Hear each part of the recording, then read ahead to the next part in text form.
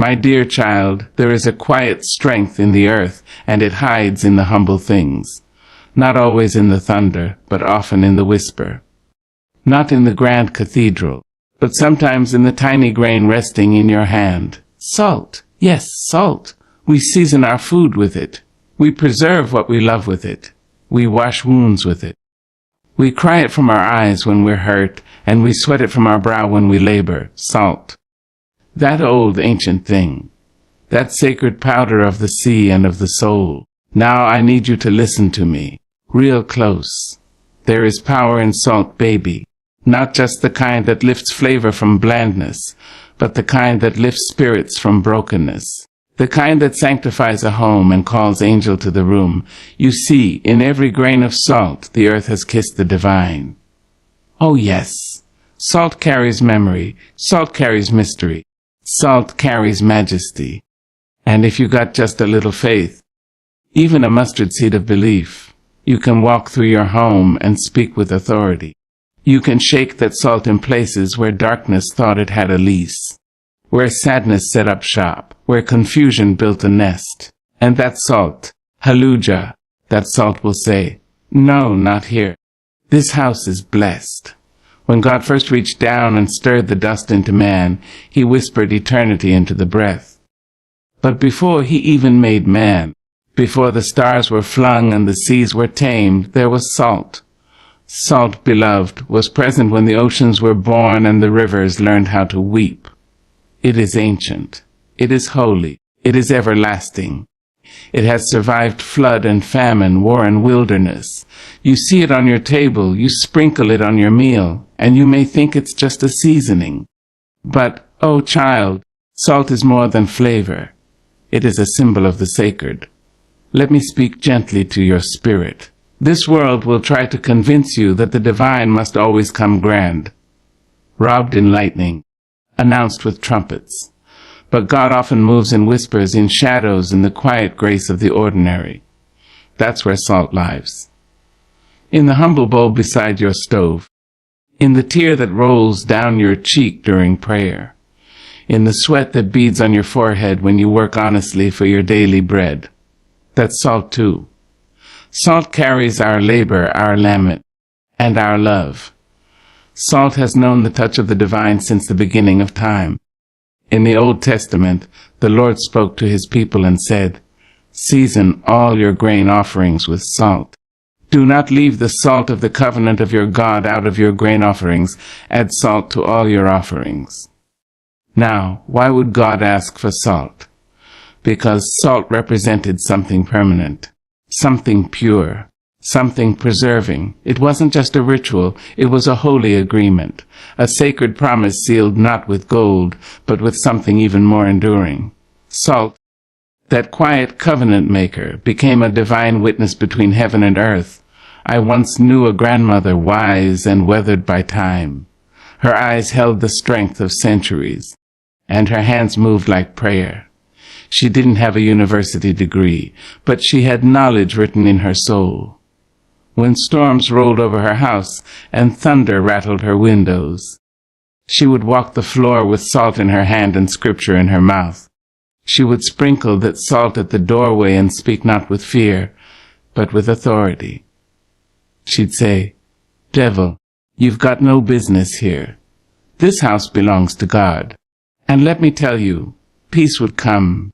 Not because of superstition, no, but because faith turned that salt into a declaration, a banner of holiness in the face of chaos. Salt has no scent, but it has presence. It has no color, but it has character. It is silent, but it speaks volumes. It whispers to the soul, "I preserve what is good. I fight what is rotten. I carry what is sacred." In a world that is loud with lies and weighed down by noise, salt remains consistent, steady, pure. Don't you know, child, that you too are meant to be salt? Didn't Jesus say, "You are the salt of the earth"? That wasn't just poetry. That was purpose. That was power. He was telling you that just like salt heals wounds and brings flavor, your presence is meant to preserve truth, to add meaning, to stop the rot of this world's cruelty. Salt doesn't shout. It just works. quietly, faithfully, like a woman praying in the dark, like a mother fasting for her son, like a man on his knees when no one's watching. Salt teaches us that holiness doesn't have to be loud. It doesn't have to be flashy. Sometimes the holiest things are the most unassuming. A grain of salt, a widow's coin, a mustard seed of faith. That's God's language, small things that carry big blessings. You see, the people of old didn't just cook with salt. They consecrated with it. They healed with it. They made covenants with it. And when the word says something is a covenant of salt, it means it is eternal. It means it cannot be broken, even by the passing of time or the wear of the wind. That is how seriously the divine regards it. We live in a time now where everything is fast and fleeting. Promises are made and broken before the ink dries. People chase the new and discard the old like yesterday's bread. But salt, sweet, silent salt, reminds us that some things are meant to endure.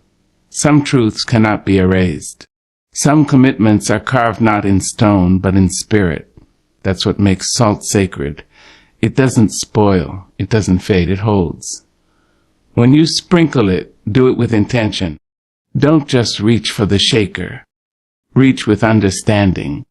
Whether you're seasoning your meal or placing salt by the doorway of your home, remember you are handling a symbol of God's constancy. You are touching something He touched. You are placing your faith in the lasting things, not the fading things. And that is beautiful. That is holy. So the next time you see salt, don't just see food. See faith. See history.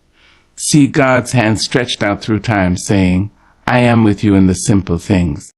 I am with you in the small. I am with you in the everyday. I sanctify what you surrender. And when you walk through your house with a little bowl of salt, whispering prayers, know that heaven hears. Know that the angels lean in. Know that what you do in the natural, God honors in the spiritual. Your home becomes a tabernacle. Your floor becomes holy ground. And your spirit begins to shine with the flavor of righteousness. Salt, my dear, is not just for the tongue. It is for the soul. It is sacred. And so are you. There are moments in life, quiet and golden, when the soul grows still and the spirit leans forward. In those moments, you don't need a cathedral or a choir. You don't need a pulpit or a prophet.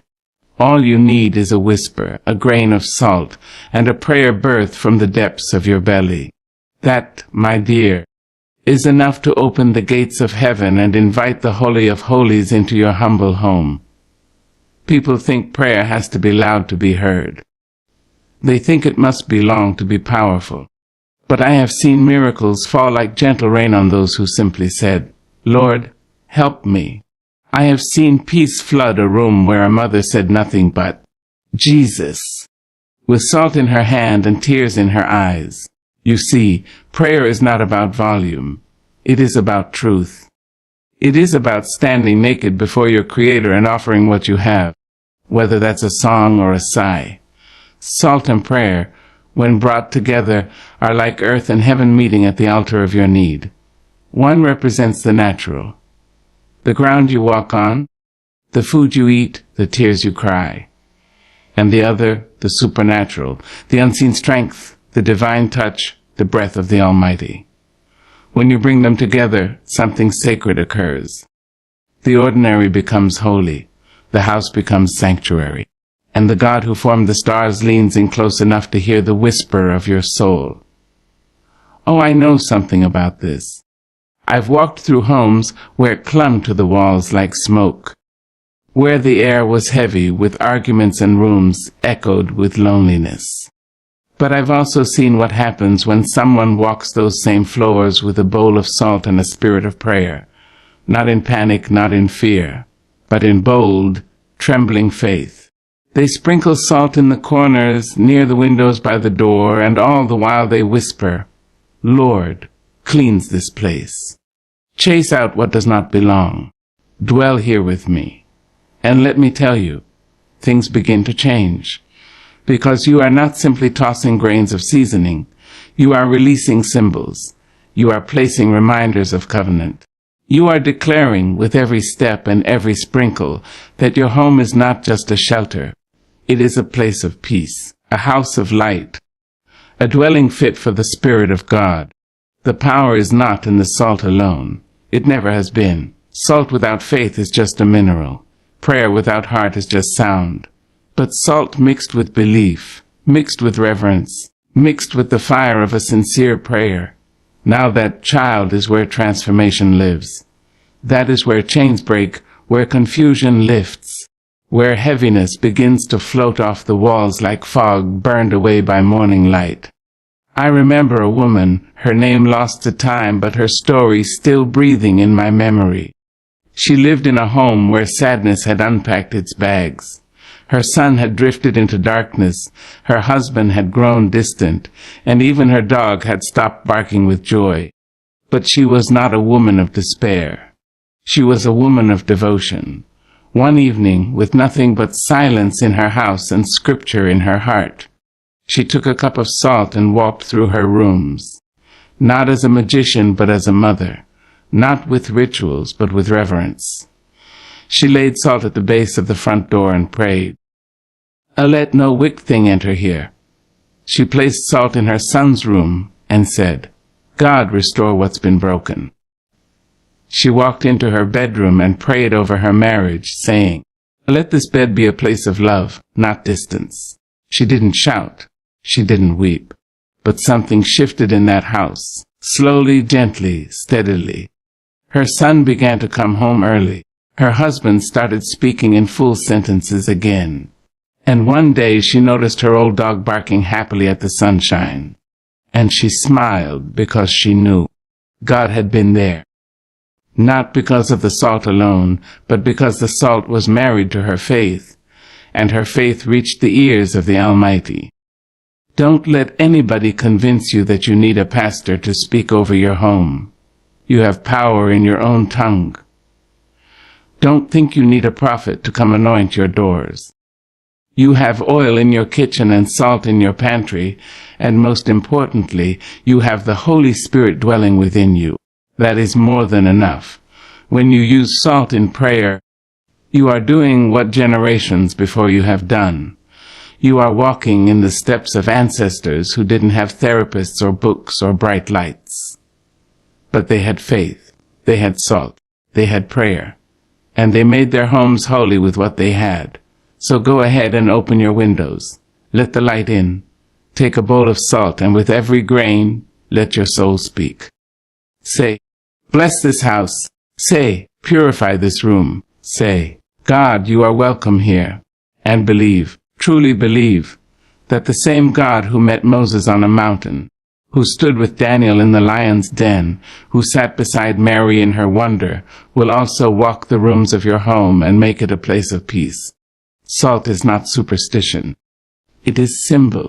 Prayer is not empty words. It is invitation. Together they are declaration. They are agreement. They are a bridge between the seen and the unseen. So don't just season your food, beloved. Season your home, season your mind, season your life, not with bitterness, not with complaint, but with salt and with prayer. Because when you do, heaven will hear, and God will answer, and peace, like a warm wind, will fill your home. Evil does not always walk through the front door with horns and a hiss. Sometimes it slithers in on the back of bitterness, draped in disguise, cloaked in confusion. Sometimes it wears the face of old regrets or whispers doubt when you are most wary. But my dear, you were not left defenseless. Oh no, God did not leave you exposed. He gave you wisdom. He gave you prayer. And He gave you something simple yet sacred. Salt. Salt in its quiet strength has long stood as a warrior in disguise. It does not brag, it does not boast, but it works. When spirits of unrest creep in, when shadows grow long inside your home, and you can feel the chill of something uninvited passing through your halls, that's when the salt comes in, not as superstition, but as symbol, as shield, as sacred substance. Our ancestors knew this well, long before there were psychiatrists and smartphones. There were women who woke at midnight with their Bibles open and salt in their hands. Men who rose before the sun to anoint their doorposts and say, "Not today, Satan. Not in this house." They were poor in gold, but rich in discernment. They knew the weight of silence, the sound of spiritual unease, and they knew what to do about it. Salt, my love, was never just about seasoning. No, it was a signal, a sign to the darkness that this space has been claimed by light, that this ground is holy, that no demon, no dread, no dark energy has a right to linger here. You see, evil loves confusion. It feeds on chaos. It dances in the dust of a home that has forgotten how to pray. But when you stand up, when you take that salt in your hand and speak the word of God with authority, the atmosphere must shift. Let me tell you, I've seen it. I've seen a room thick with oppression cleared by a grandmother's quiet prayer and a circle of salt drawn on the floor. I've watched angry spirits lose their grip when someone with faith said, "Enough," and dropped a pinch of salt at the window sill, declaring, "This house belongs to the Lord." I've heard stories of children tormented in their sleep, only to find peace when their mothers anointed their beds with salt and whispered psalms until morning light broke through. This is not folklore. This is faith in action. God, in his endless creativity, uses the small things to confound the mighty. Remember how he used a slingshot and a stone to take down a giant. How he used 5 loaves and 2 fish to feed a multitude. In the same way, he takes that little bowl of salt sitting unnoticed on your kitchen shelf and gives it power. Not by magic, but by meaning. He allows the salt to act as a boundary, a barrier between what is blessed and what is cursed. You might say, can salt really do all that? And I would tell you, no, not on its own. But when you pair it with belief, with prayer, with authority, it becomes a vessel through which holiness flows. See, darkness respects territory. Spirits recognize spiritual ownership. And when you walk through your home with salt, declaring the presence of God, declaring that every room belongs to the Prince of Peace, you are marking your territory. Not in fear, but in faith. You are telling every lingering shadow, every unseen force, you have no power here, you have no place here, you have no peace here. And trust me, evil hears you. There are spirits that tremble not at your voice, but at the name you carry. When you walk in that authority, when you speak in that boldness, you don't just clean your house. You cleanse it. You don't just rearrange furniture. You realign the spiritual climate. You don't just decorate walls. You declare war on the things that were never meant to abide in your space. Salt, in this way, becomes both a purifier and a protector. It sits at your doorway like a silent sentinel. It rests in your corners like a watchman on the wall.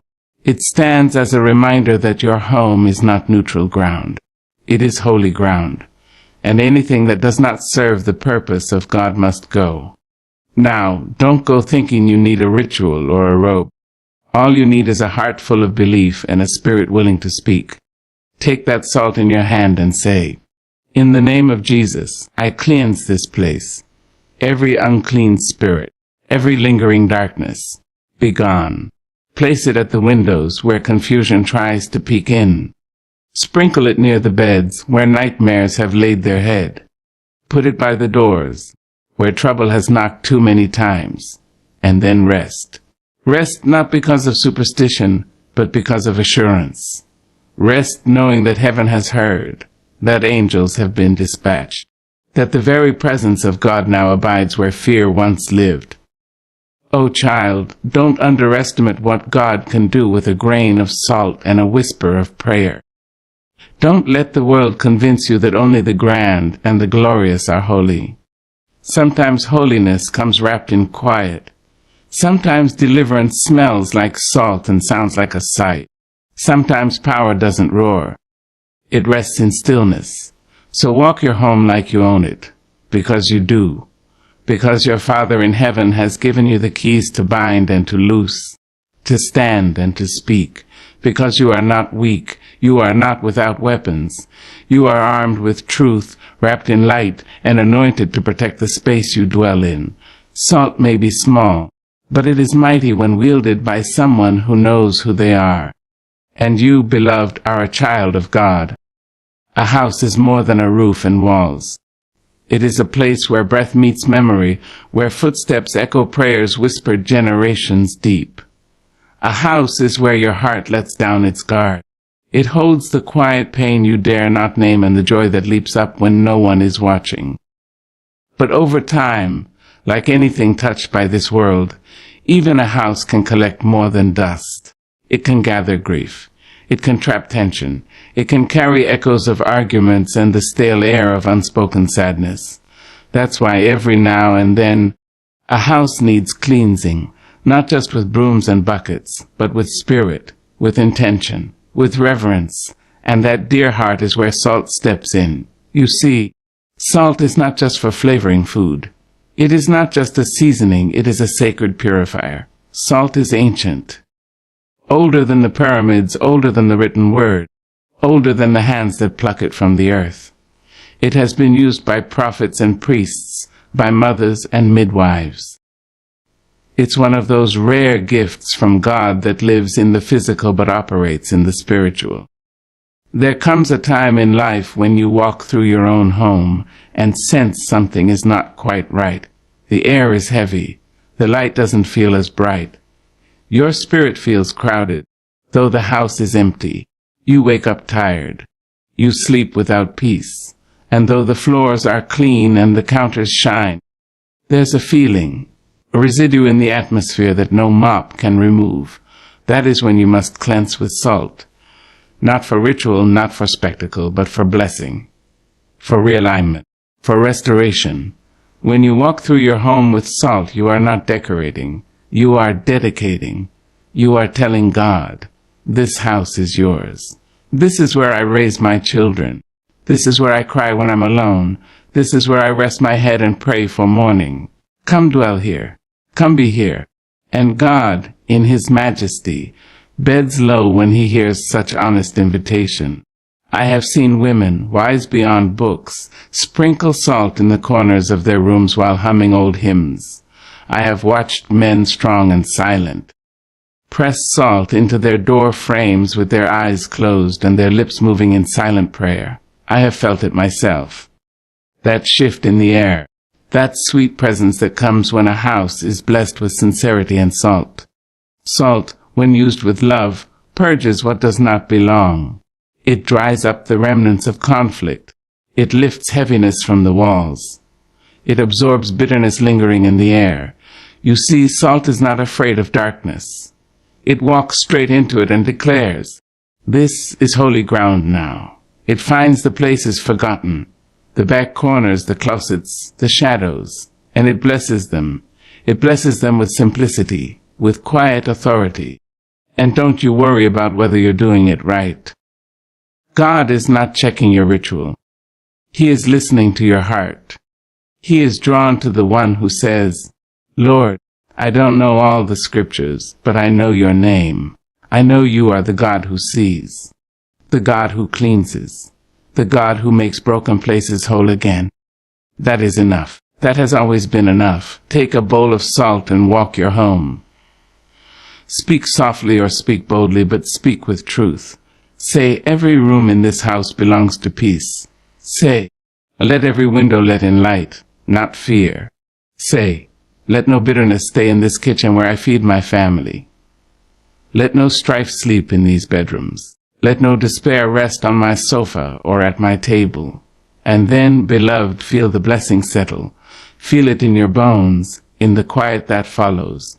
It will not come with thunder. It will come like dew, like a stillness, like the softest silence that says, I am here. That is the voice of God. That is the echo of blessing. That is what salt unlocks when you offer it with a heart turned heavenward. We live in a world that tells you to buy more to be whole, to fill your home with shiny things. But I tell you this, your house does not need more objects. It needs more presence. It needs more peace. And that comes not from the store, but from the Spirit, from the way you welcome God into your space, from the way you bless each room with intention, with gratitude, with salt. Let your home be a sanctuary. Let it be a refuge from the noise of the world. Let it be the place where children feel safe, where laughter lives, where your spirit can breathe again. And let salt help you get there. It won't fix everything, no. It won't erase every burden, but it will shift the spiritual climate. It will create room for God to move. It will remind you that even in the smallest acts, there is holiness. And isn't that the miracle? That a little bowl of salt guided by love can do such mighty things. So walk. Walk through your home like a priest in your own temple. Bless your space. Honor it. Speak over it. Let salt carry your prayers into the walls. Let the rooms remember your words long after you've fallen asleep, because God doesn't need stained glass to show up. He doesn't need incense or incense holders. All he needs is you, a willing heart, a sacred gesture, a whisper of prayer carried on the back of a simple act.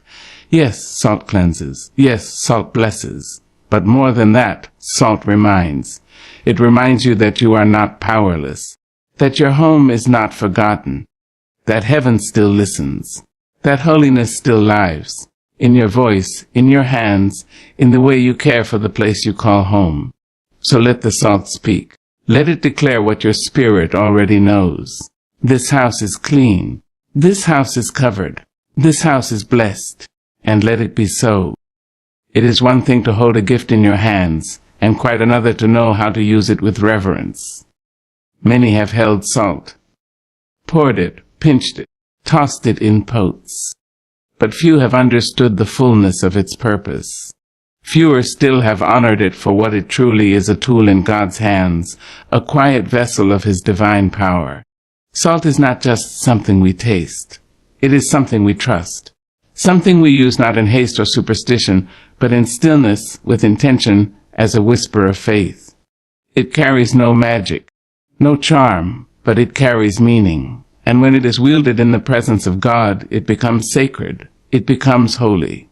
Now, child, if you are to use salt for God's glory, you must first quiet your spirit. You must lay down the burdens of hurry and enter the moment with heart bowed low. For God does not honor performance. He honors purity, the purity of motive, the sincerity of heart, the openness to believe that even the smallest gesture, done in faith, can move mountains unseen. Take your salt, whether coarse or fine, whether from the sea or the shaker, and hold it in your palm. Let it rest there like a prayer waiting to be spoken. Do not rush. Do not doubt. Speak over it. Say, Lord, I thank you for your wisdom. I thank you for this tool. Use it not for my power, but for your purpose. Let every grain serve you. That's the first step. Not the act, but the attitude. Not the salt, but the spirit behind it. You see, God's glory is not summoned by the hands, but by the heart. And when your heart is turned to Him, the simplest actions become declarations of faith. Now walk through your home, not to perform, but to proclaim. Start at your doorway, the entrance to all that enters and leaves.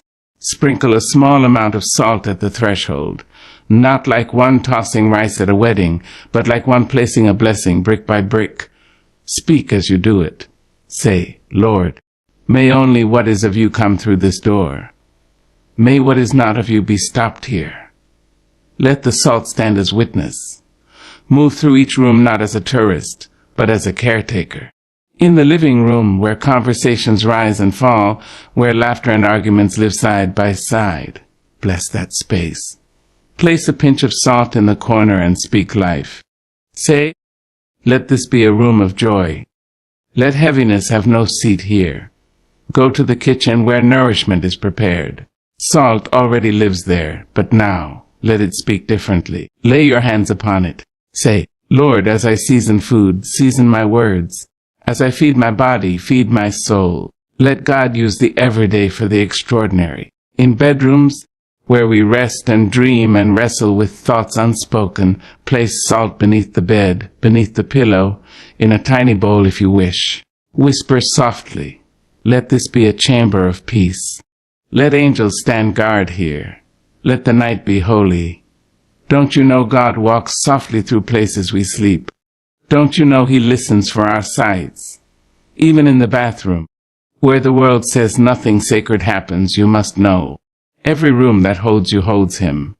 Say, let this be a place of cleansing, in body and in spirit." And then, when you have walked every room, return to where you began. Close your eyes.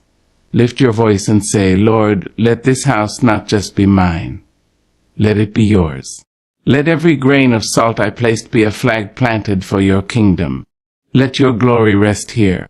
Let your presence dwell." And then, be still. Feel the shift, not in the furniture, not in the walls, but in the atmosphere.